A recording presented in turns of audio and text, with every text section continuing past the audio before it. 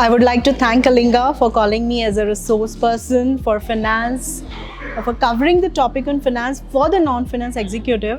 Actually, it is a fabulous idea where in the fintech world, Kalinga is taking an initiative of working for the people who are, I don't think non-finance is a good term, but yes, financially little illiterate, but during the session, what we have understood, the crowd was very adaptive and they have learned a lot of new things. And I think it would bring a new change in the society where what Kalinga is stepping, working for and towards making the people financially literate. It's a wonderful initiative and it was great being part of this wonderful event. Thank you, Kalinga, and congratulations for the same. Thank you.